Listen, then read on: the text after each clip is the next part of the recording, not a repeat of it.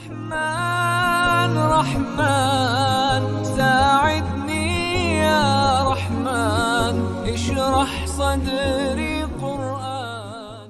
أعوذ بالله من الشيطان الرجيم. بسم الله الرحمن الرحيم. وقالوا لن يدخل الجنة إلا من كان هودا أو نصارى تلك أمانيهم قل هاتوا برهانكم إن كنتم صادقين بلى من أسلم وجهه لله وهو محسن فله أجره عند ربه ولا خوف عليهم ولا هم يحزنون صدق اللہ العظیم. سورۃ البقرہ کی دو آیتیں، آیت نمبر 111 اور آیت نمبر 112 تلاوت کی. اہل کتاب کی خرابیوں کا ذکر ہو رہا ہے کہ وہ نبیوں سے فضول سوال کرتے تھے، پھر نبیوں سے اختلاف بھی کرتے تھے. اللہ تعالیٰ نے ایمان والوں کو ان کی روش اختیار کرنے سے منع فرمایا کہ تم یہودیوں والے کام نہ کرنا اور ان کے بہکاوے میں آ کر دین میں شک نہ کرنے لگنا. یہ بھی کل آیا کہ وہ تو چاہتے ہیں کہ ایمان والے کفر کی طرف پلٹ جائے. اہل کتاب کے دلوں میں حسد ہے، اسی بنا پر وہ نبیوں پر نکتہ چینی کرتے ہیں، قرآن پاک میں نقص نکالتے ہیں تاکہ مسلمان اپنے دین سے بیدار ہو جائے. الغرض بنی اسرائیل کی یہ خرابیاں یا بنی اسرائیل اذکروا نعمتی التی سے شروع ہوئی، اور اگلا رکوع جس میں حضرت ابراہیم علیہ السلام، ان کی ملت اور خانہ کعبہ کا ذکر ہے، وہاں تک چلی گئی. ساتھ ساتھ میں ایمان والوں کو ان خرابیوں سے بچنے کی تلقین بھی کی جا رہی ہے. اہل کتاب میں یہودی اور نصرانی دو فرقے پائے جاتے ہیں. یہودیوں کی نسبت حضرت موسیٰ علیہ السلام کی طرف ہے، اور وہ اپنے آپ کو حضرت موسیٰ علیہ السلام اور تورات کی طرف منسوب کرتے ہیں، مگر حقیقت یہ ہے کہ نہ ان کا حضرت موسیٰ علیہ السلام پر پورے طریقے پر ایمان ہے، نہ وہ تورات کو اللہ کی کتاب مانتے. انہوں نے تورات میں تبدیلی کر دی، اس کا حلیہ بگاڑ دیا، اور اس بات کا تذکرہ گزشتہ دروس میں آ چکا ہے. آج کل یہودیوں کو صہیونی بھی کہا جاتا ہے. صہیون یہ ایک پہاڑ کا نام ہے جو بیت المقدس کے قریب واقع ہے، اور اسی کی نسبت سے انہیں صہیونی کہا جاتا ہے. دوسرا فرقہ ہے نصارہ. وہ اپنی نسبت حضرت عیسیٰ علیہ السلام کی طرف اور انجیل کی طرف کرتے ہیں. حضرت مسیح علیہ السلام کی بستی کا نام تھا ناصرہ، اس کی وجہ سے یہ لوگ نصارہ کہلاتے ہیں. مفسرین کرام کا ایک گروہ یہ بھی کہتا ہے کہ حضرت موسیٰ علیہ السلام نے ایک موقع پر کہا تھا کہ من انصاری الی اللہ، کہ اللہ کے راستے میں میری مدد کون کرے گا؟ تو حواریوں نے کہا تھا کہ نحن انصار اللہ، ہم اللہ کے دین کی مدد کرنے والے ہیں. اس لحاظ سے انہیں نصرانی کہا جاتا ہے. حقیقت یہ ہے کہ نصرانی نہ تو اللہ کے پیغمبر حضرت عیسیٰ علیہ السلام کو مانتے ہیں، نہ انجیل پر ایمان ہے. انہوں نے حضرت عیسیٰ علیہ السلام کو اللہ کا بندہ کہنے کے بجائے اللہ کا بیٹا کہا. بعضوں نے تو یہاں تک کہا کہ 3 خداؤں میں سے یہ تیسرے خدا ہے، اور بعضوں نے یہاں تک کہا کہ اللہ تعالیٰ حضرت عیسیٰ علیہ السلام میں اتر گئے. سورہ مائدہ میں وضاحت موجود ہے کہ لقد کفر الذین قالوا ان اللہ هو المسیح، کہ وہ لوگ کافر ہو گئے جنہوں نے کہا کہ اللہ ہی عیسیٰ علیہ السلام ہے. وہ قطعی طور پر ملعون ہے. حضرت عیسیٰ علیہ السلام کو اللہ کا بیٹا کہنے والے بھی کلمہ کفر ادا کرتے ہیں، کیونکہ اللہ اولاد سے پاک ہے. سبحانہ و تعالی عما یشرکون، اللہ ایسی تمام شرکیہ چیزوں سے پاک ہے. عیسائیوں نے انجیل کو بھی تحریف کے ذریعے بگاڑ دیا. اب ایک کے بجائے 120 انجیلیں بن چکی ہیں، اور قرآن 1400 سال میں ویسا کا ویسا ہی ہے. اور عام طور پر 4 مشہور انجیلیں ہیں. یوحنا، متی، لوقا اور مرقس۔ یہ جو مرقس ہے یہ بائبل کے ساتھ جڑی ہوئی ہے۔ اس کے علاوہ ایک پانچویں انجیل ہے بربناس کی، یہ بھی ہر جگہ دستیاب ہے، ملتی ہے۔ اصلاً انجیل یہ سریانی زبان میں نازل ہوئی تھی، مگر نصرانیوں نے اس کے ترجمے کر کے اصل متن کو، اصل زبان کو بالکل ضائع کر دیا، اس کے الفاظ تک اپنی حالت پر قائم نہیں رہے۔ تو الغرض یہود و نصارہ دونوں فرقوں کا یہ عقیدہ اور یہ دعویٰ تھا کہ وَقَالُوا لَن يَدْخُلَ الْجَنَّةَ إِلَّا مَنْ كَانَ هُودًا أَوْ نَصَارَىٰ، کہ صرف یہودی اور نصرانی ہی جنت میں جائیں گے، باقی سب کے لیے جنت کے دروازے بند ہیں، وہاں کوئی نہیں جا سکتا۔ ذرا آج کے دور میں جو ایک دوسرے کے بارے میں ریلیٹ کرتے ہیں نا کہ ہم ہی جنت میں جائیں گے باقی سب کو جہنم میں ڈالیں گے، ذرا غور کرتے چلیے گا اللہ کیا سمجھانا چاہ رہے ہیں۔ اور پھر لطف کی بات یہ ہے کہ یہودی اور نصارہ دونوں فرقے آپس میں متفق بھی نہیں ہیں۔ یہودی کہتے ہیں کہ جو یہودی ہوگا وہ جنتی ہے، عیسائی کہتے ہیں کہ جو ہماری پارٹی کا ممبر ہے صرف وہی جنتی ہے، اس کے علاوہ جنت پر اور کسی کا حق نہیں ہے۔ اسی دعوے کے جواب میں اللہ نے فرمایا تلک امانیہم، کہ یہ ان کی باطل خواہشات ہے، ورنہ ان کے دعوے کی کچھ بھی حقیقت نہیں ہے۔ گویا انہوں نے اپنی خواہشات کو عقیدے کا درجہ دے دیا۔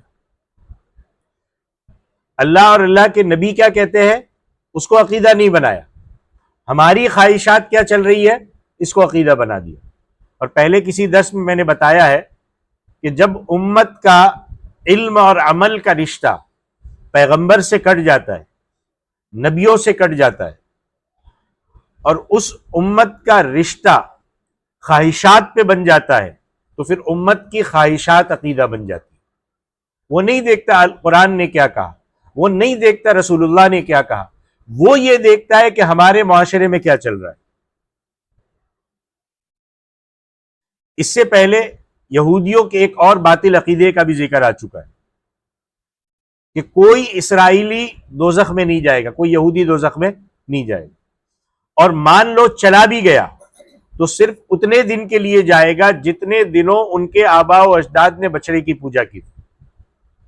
وہاں پر اللہ تعالیٰ نے ان کے اس باطل عقیدے کو واضح کیا ہے، اور اللہ نے پوچھا تھا کہ اللہ نے کس نبی پر وحی کی تھی کہ یہودی جو چاہے کرتے رہے اور وہ چند دن سے زیادہ دوزخ میں نہیں رہیں گے، تمہارے پاس اس کا کیا ثبوت ہے؟ اس جگہ پر بھی اللہ نے وہی بات دہرائی ہے کہ اللہ کے نبی کو یہ ارشاد ہو رہا ہے کہ یہ جو دعوے کر رہے ہیں کہ یہودی اور نصارہ کے علاوہ کوئی جنت میں نہیں جائے گے، تو آپ ان کے دعوے کے جواب میں ان سے پوچھئے کہ قُلْ هَاتُوا بُرْهَانَكُمْ إِن كُنتُمْ صَادِقِينَ، کہ اگر تم اس دعوے میں سچے ہو تو کوئی دلیل لاؤ۔ برہان کس کو کہتے؟ برہانکم، برہان کہتے دلیل یا سند کو، اور دلیل بھی ایسی ہونی چاہیے جسے عقل، صحیح عقل آدمی مانے۔ بھائی دعویٰ کسی بھی قسم کا ہو، جب تک اس کے پیچھے دلیل نہیں ہوگی وہ باطل سمجھا جائے گا۔ اس لیے اللہ نے مشرکوں کے متعلق فرمایا، جو شرک کرنے والے، ان کے متعلق کیا فرمایا کہ وہ ادھر ادھر کی باتیں تو بہت لائیں گے، چکنی چپڑی باتیں بہت لائیں گے، محبت کے دعوے بھی بہت کریں گے، لیکن لا برہان لہو بھی فإنما حسابہ عند ربہ، ان کے پاس کوئی دلیل نہیں، ان کا حساب ان کے رب کے پاس جا کر ہوگا۔ ایسے لوگوں کے پاس کوئی نہ نقلی دلیل ہوتی ہے نہ عقلی دلیل، زیادہ یہ لوگ رواج کو دلیل کے طور پر پیش کرتے۔ کیا پیش کرتے؟ ہمارے آباء و اجداد یوں کرتے آئے، ہماری قوم کا یہ رواج تھا، ہمارے فرقے کا یہ رواج تھا، ہمارے علاقے والے اس بات کو چاہتے ہیں۔ اس کے برخلاف توحید کے ہزاروں دلائل ہیں، اس کے برخلاف توحید کے ہزاروں دلائل ہیں۔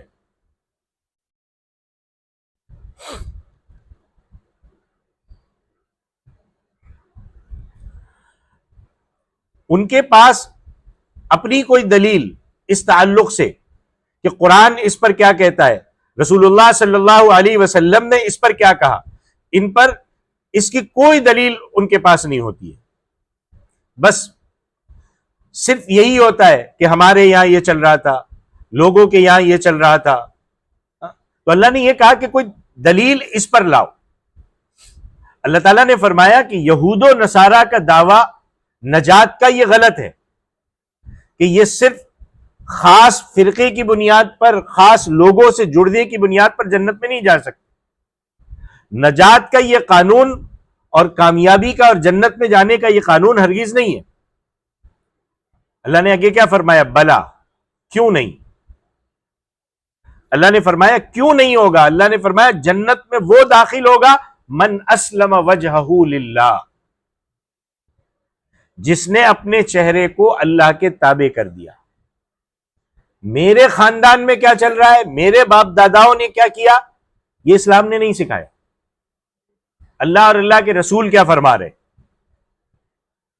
ہاں، یا اللہ نے فرمایا کہ جس نے اپنے چہرے کو اللہ کے تابع کر دیا. چہرے سے مراد ہے جس نے اپنی ذات کو، کہ جس شخص نے اپنے آپ کو اللہ کی اطاعت میں دے دیا وہ جنت میں ضرور داخل ہوگا. یہی وجہ کا معنی دوسری جگہ پر آتا ہے کل شیء ہالک الا وجہ، کہ ہر چیز فانی ہے اللہ کی ذات کے سوا. اللہ کی ذات حیٌ ہے، قیوم ہے، وہ دائم ہے، قائم ہے، ازلی ہے، ابدی ہے. اللہ کے علاوہ ہر چیز فانی ہے اور فنا ہو چکی ہے یا آئندہ فنا ہو جائے گی. قائم اور دائم ذات صرف اللہ کی ہے. تو کیا فرمایا اللہ نے کہ کوئی دعویٰ نہیں کر سکتا. کون جنت میں جائے گا؟ من اسلم، جس نے تابع کر دیا. یہاں لفظ ہے اسلم کا، اسلام کا. اسلام کا معنی ہے تابع ہو جانا. آگے آ رہا ہے کہ اللہ تعالیٰ نے حضرت ابراہیم علیہ السلام اور یعقوب علیہ السلام کو فرمایا اسلم، کہ فرما بردار ہو جاؤ. ابراہیم علیہ السلام نے کیا فرمایا؟ اسلمت لرب العالمین، کہ میں ظاہر اور باطن ہر طریقے سے اللہ رب العزت کا فرما بردار ہوں. یعنی میں اللہ کے حکم کو پورا کرنے کے لیے ہر لمحے تیار ہوں. اور انہوں نے اپنے وعدے کو سچ کر دکھایا. اللہ نے حکم دیا کہ اپنے ملک سے ہجرت کر کے فلسطین چلے جاؤ، پورا کیا. اللہ نے حکم دیا خانہ کعبہ بناؤ، ابراہیم علیہ السلام نے عرض کیا حاضر ہوں. اللہ نے حکم دیا کہ بیوی بچے کو بے آب و گیا جنگل میں چھوڑ دو، حضرت ابراہیم علیہ السلام نے ایسے ہی کیا. گویا انہوں نے کہا اسلمت لرب العالمین، میں نے جو اقرار کیا تھا اسے ہر بہر پورا کر دکھایا. تو اللہ فرماتے جنت میں جانے کا معیار یہ ہے من اسلم، جو اللہ کا فرما بردار ہو گیا. مقصد کیا ہے؟ کہ اللہ کے ہر حکم کو پورا کرنے میں کمر باندھ لے، اس کا عقیدہ صحیح ہو جائے، اس کی فکر پاک ہو جائے، اس کا ایمان مکمل ہو جائے، جس کا تعلق نیت اور عقیدے سے. ایمان کا تعلق چونکہ اندر سے ہے، اس لیے سب سے پہلے انسان کی اندرونی پاکی کی ضرورت ہے.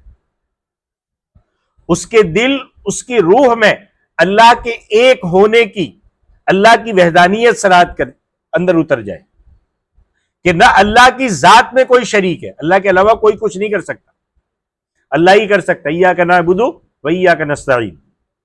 نہ اللہ کی صفات میں کوئی شریک ہے. اگر دل کے کسی گوشے میں شرک کا معمولی سا شبہ بھی کہ اللہ کے علاوہ فلانا بھی کر کے دے سکتا ہے تو ایسا شخص موحد نہیں ہو سکتا. وہ یا تو مشرک ہے یا تو وہ منافق ہے یا شک کرنے والا ہے. اس لیے بخاری شریف کی حدیث ہے کہ اللہ تعالیٰ نے فرمایا کہ اللہ تمہاری شکلوں کو اور تمہاری رنگوں کو نہیں دیکھتا کہ تمہاری شکلیں کیسے، تمہارے رنگ کیسے، بلکہ اللہ تعالیٰ تمہارے دلوں کو اور تمہارے اعمال کو دیکھتا ہے.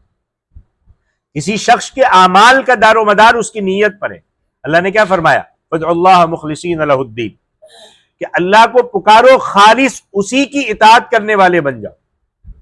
حدیث میں کیا فرمایا؟ انما الاعمال بالنیات، اعمال کا دار و مدار نیتوں پر ہے. لہذا اپنے اندر کو درست کرو، اور جنت میں داخلے کے لیے یہ پہلی شرط ہے. امام رازی نے بنی اسرائیل کے ایک شخص کا واقعہ بیان کیا ہے، تفسیر کبیر میں ہے.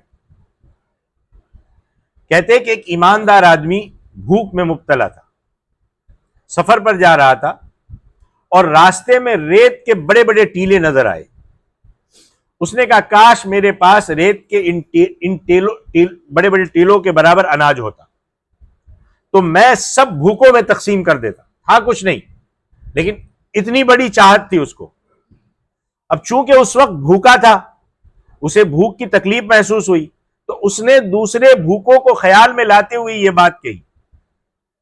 کہتے اللہ کو یہ بات پسند آئی اور اس وقت کے نبی پر وحی بھیجی اور اللہ نے فرمایا کہ اللہ نے تیری اس خالص نیت کو قبول کر کے تجھے ریت کے بڑے بڑے ٹیلوں کے برابر غلہ تقسیم کرنے کا ثواب عطا کر دیا.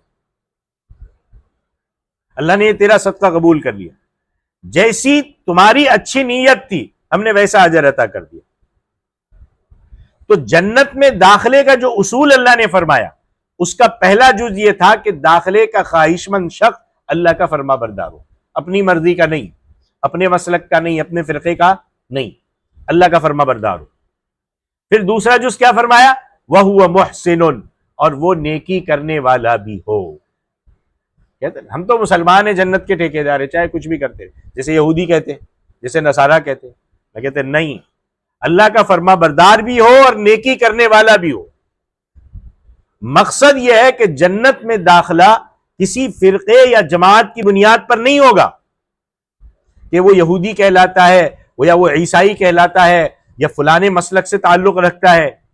نجات کا قانون اس جگہ پر یہ فرمایا کہ وہ اللہ کا فرما بردار ہو، اس کی نیت اور ارادہ صحیح ہو، اس کا عقیدہ صحیح ہو، دوسرے نمبر پر وہ نیک اعمال کرنے والا ہو. ایسا شخص یقیناً جنت کا حقدار ہوگا اور اس کو نجات حاصل ہو جائے. حضرت مولانا اشرف علی تھانوی رحمۃ اللہ علیہ فرماتے ہیں کہ یاد رکھو نجات کا دار و مدار نہ اکساب پر ہے نہ کہ انساب پر.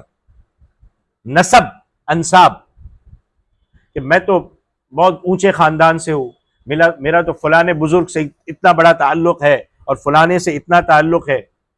کوئی کتنے ہی اونچے خاندان سے تعلق رکھتا ہو یا کسی بھی فرقے سے تعلق رکھتا ہو، وہ نجات حاصل نہیں کر سکتا جب تک وہ باطنی طور پر ایمان اور عقیدہ اس کا صحیح نہ ہو اور ظاہری طور پر نیک اعمال نہ کرتا ہو. ہمارے یہاں بھی بہت سی فرقہ بندیاں پائی جاتی ہیں. یہ اللہ ہمیں سمجھانا چاہتے ہیں یہ آیتوں کے ذریعے. اور بعض جاہل یا کم سمجھ کے لوگ کسی خاص فرقے یا کسی خاص گروہ یا کسی خاص مسلک ہی کو سمجھتے ہیں کہ ان کے ساتھ رہیں گے تو ہی جنت میں پہنچیں گے، کہ فلاں مسلک والے جنت میں جائیں گے دوسرے نہیں جائیں گے. حنفی، شافعی، مالکی، حنبلی، ان میں کتنے لوگ ہیں جو ایک دوسرے کے ساتھ تعصب رکھتے ہیں. بعض حنفی حنبلیوں کے ساتھ، شافعی مالکیوں کے ساتھ، اور ہمارے یہاں جو ہے ایک دوسرے کے ساتھ، اہل حدیث ہے تو اس کے ساتھ، یہ ہے تو دیوبندی ہے تو اہل حدیث کے ساتھ، بریلوی ہے تو اس کے ساتھ، یہ ہے تو اس کے ساتھ، اور سب ایک دوسرے کو لے کے بیٹھے ہم ہی جنت میں جائیں گے باقی سب جہنم میں جائیں گے. ہم ہی جنت کے وارث ہیں، دوسرے اس میں داخل نہیں ہو سکتے. اسی طرح سلوک اور تصوف کے سلسلے ہیں، چشتی ہے، قادری ہے، سہروردی ہے، نقشبندی ہے، ایک دوسرے کے خلاف بغض اور جنت کو صرف اپنی وراثت سمجھتے ہیں، باقی سب لوگوں کو جہنمی خیال کرتے ہیں. بھئی یہ فروعی اختلافات ہے، اصولی اختلاف نہیں ہے، بنیادی اختلاف نہیں ہے. بنیادی طور پر چاروں مسالک ہو یا چاروں تصوف کے سلسلے ہو، ان میں کوئی اختلاف نہیں ہے. شاہ عبد العزیز رحمۃ اللہ علیہ فرماتے ہیں کہ یہ چیزیں دین کے فروعات میں سے ہے اور دین میں ان کی گنجائش موجود ہے، مگر اس کی بنا پر دوسرے فرقے یا دوسرے گروہ کو جہنمی قرار دینا یہ جہالت ہے. آج کل یہی ہو رہا ہے، ایک جماعت کے دو ٹکڑے ہو گئے یا ایک تنظیم کے دو ٹکڑے ہو گئے، ایک مدرسے کے دو ٹکڑے ہو گئے. اب وہ ایک ٹکڑا دوسرے ٹکڑے کو جہنمی بنا کر ہی چھوڑتا ہے. دن میں جتنے مسلک، جتنے سلوک ہے، سب کا مقصد ایک ہے اور وہ ہے اللہ کو راضی کرنا. کوئی حنفی ہو، کوئی شافعی ہو، کوئی مالکی ہو، کوئی حنبلی ہو، چشتی ہو، قادری ہو، منزل مقصود سب کی ایک ہی ہے. راستے الگ ہے، تعلیم کا طریقہ الگ ہے، سکھانے کا طریقہ الگ ہے، لیکن راستہ ایک ہی ہے، مقصد الگ نہیں ہے. لہذا خود کو جنتی کہنا، دوسرے کو جہنمی کہنا، یہ اپنے آپ میں بہت بڑی گمراہی ہے. اور یہ وہی ہے جو یہودیوں نے کہا تھا کہ ہم ہی جائیں گے. یہ وہی گمراہی جو اللہ ہمیں سمجھانا چاہ رہے ہیں. گویا جیسے یہودی ٹھیکیدار بن کے بیٹھ گئے. اللہ نے کہیں نہیں کہا کہ دین کو پہنچانے کا طریقہ یہی ہے، نہ قرآن میں ملے گا نہ حدیث میں ملے گا، کہیں نہیں.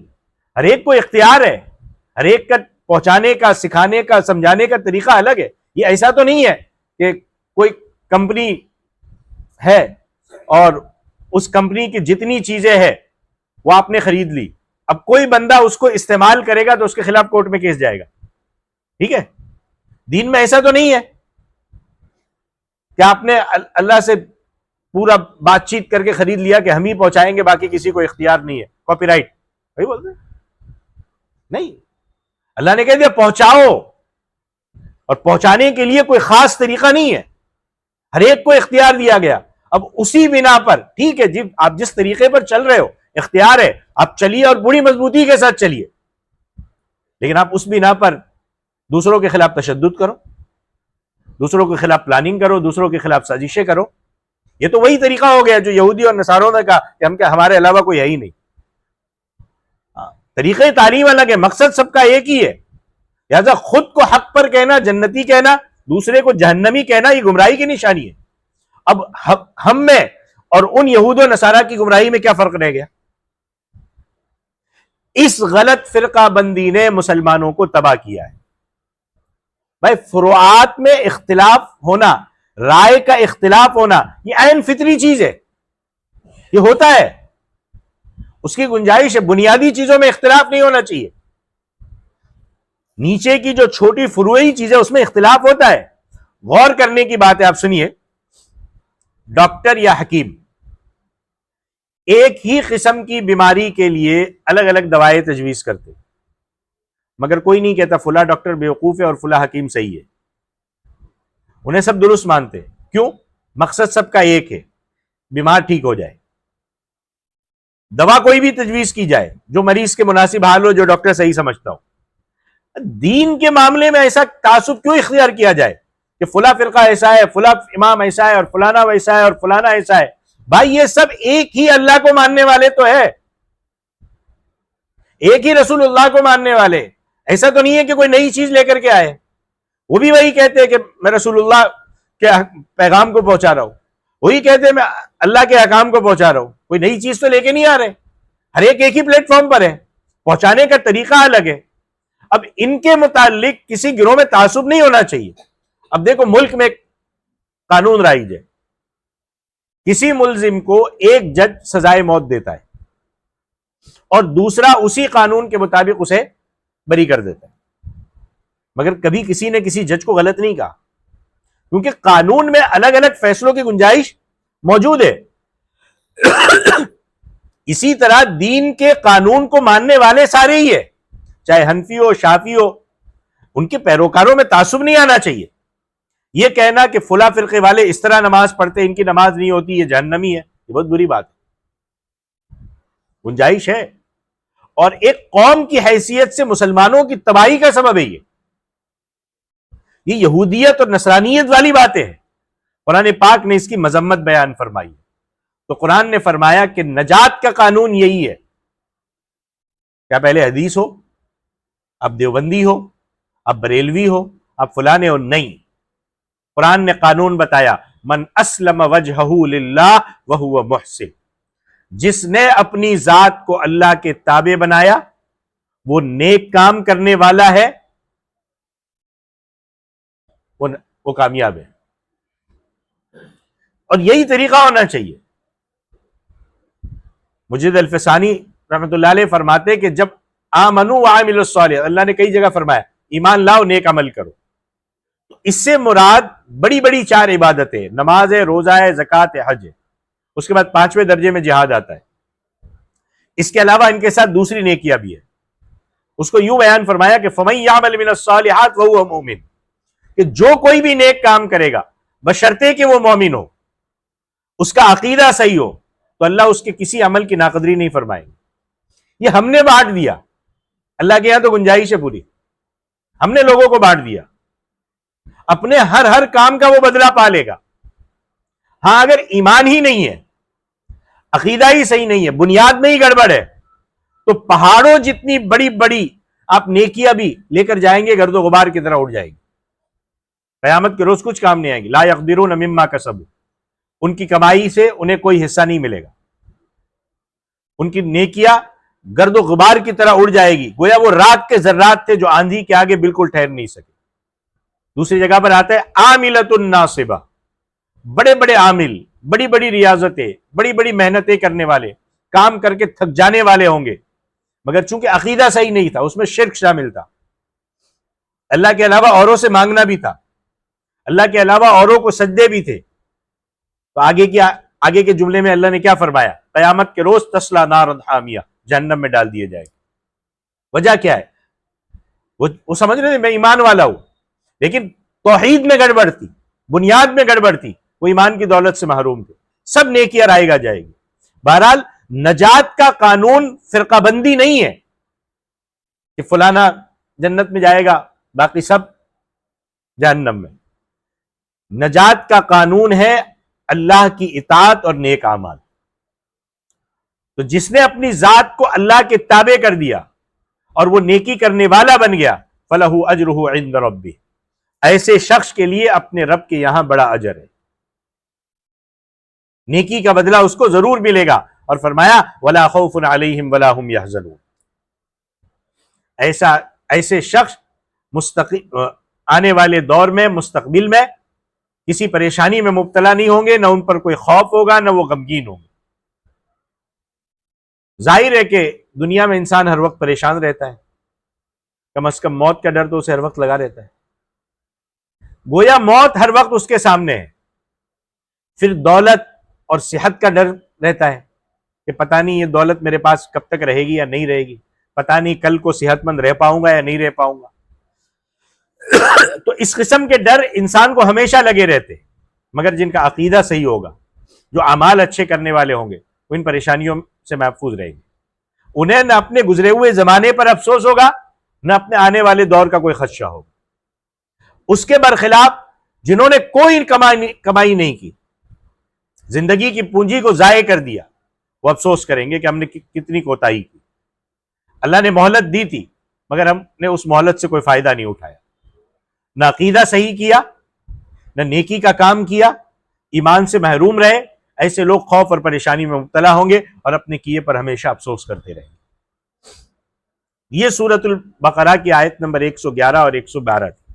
کیا چیز ایک اہم پتہ چلی کہ جو یہودیوں اور نصارہ نے جو باتیں کہی کہ نئی جنت میں داخل ہوں گے مگر یہودی اور نصارہ، اس سے اللہ ہمیں کیا سمجھانا چاہتے کہ فرقہ بندی یہ جنت میں جانے کے ضمانت نہیں ہے، یہ نجات کی اور کامیابی کی ضمانت نہیں ہے۔ کامیابی کی ضمانت کیا ہے؟ بلا من اسلم وجہہ للہ وہو محسن، کہ جو اللہ اپنے آپ کو اللہ کے تابع کر دے اور پھر نیک عمل بھی کرے، اس کے لیے نجات۔ کوئی ان فرقوں سے، ان فرقہ بندیوں سے، ان ساری چیزوں سے باہر آؤ۔ ہر ایک کے اپنے اپنے دین پہنچانے کے اور سکھانے کے طریقے الگ الگ ہیں، طریقے تعلیم الگ ہے، مقصد سب کا ایک ہی ہے، اللہ کو راضی کرنا، اللہ کے رسول کی لائی ہوئی شریعت پر چل کر کے اللہ کو راضی کرنا۔ تو گنجائش جب اسلام نے دی ہے تو ہم کسی ایک میں محدود کیوں کر رہے ہیں؟ کسی ایک کی جانب کیوں جھکے ہوئے؟ جس پر میں چل رہا ہوں اور مجھے وہ صحیح لگ رہا ہے، مضبوطی کے ساتھ چلیے، لیکن دوسروں کو جہنمی مت قرار دیجیے، دوسروں کو گمراہ مت قرار دیجیے، دوسروں کے اوپر نکتہ چینی مت کیجیے، جیسے یہود و نصارہ نے کیا۔ یہود نے نصارہ پہ کیا، نصارہ نے یہود پہ کیا، اور پھر یہ کیا۔ یہ اللہ ہمیں سمجھانا چاہ رہے ہیں، اور ہمیں اس چیز کو کھلے دل کے ساتھ سمجھنا ہوگا، نہیں تو جو قوم کی تباہی کے اسباب آج ہے وہ شاید انہی فرقہ بندیوں کی وجہ سے۔ تو مسجد یہ چیزیں لگی ہوئی ہیں، اور لوگوں کو یہ اچھا بھی لگ رہا ہے کہ آج مولانا نے کیا شاندار تقریر کی کہ فلانے فرقے والوں کو نیچے منہ دکھا دیا۔ کیا یہ اچھا ہوتا اصلاح کی بات کی جاتی؟ کیا یہ اچھا ہوتا سماج میں جو بگاڑ ہے اس کے سدھار کی بات کی جاتی؟ کیا یہ اچھا ہو جاتا انسانیت کے فائدے کی بات کی جاتی؟ کیا یہ اچھا ہوتا ان کو صحیح راستے پر چلنے کی ہدایت کی جاتی؟ کیا یہ اچھا ہوتا ان کو نماز کے طریقے بتائے جاتے؟ کیا یہ اچھا ہوتا ان کو مختلف مسائل بتائے جاتے؟ اور ہر جمعہ ایک دوسرے کو لڑانے کی باتیں۔ خدارا اس سے بچیے اور خود بھی سمجھیے کہ ہمارا اس سے کتنا بڑا نقصان ہے۔ اللہ تعالیٰ अमल की तौफीक अता फरमाए। आमीन। आखिर दावाना अनिल हम्दुलिल्लाहि रब्बिल आलमीन। أيا من يدعي الفهم إلى كم يا أخ الوهم تعبي الذنب والذم وتخطي الخطأ الجم. أما بان لك العيب أما أنذرك الشيب وما في نصحه ريب ولا سمعك قد صم. أما نادى بك الموت أما أسمعك الصوت أما تخشى من الفوت فتحتاط وتهتم.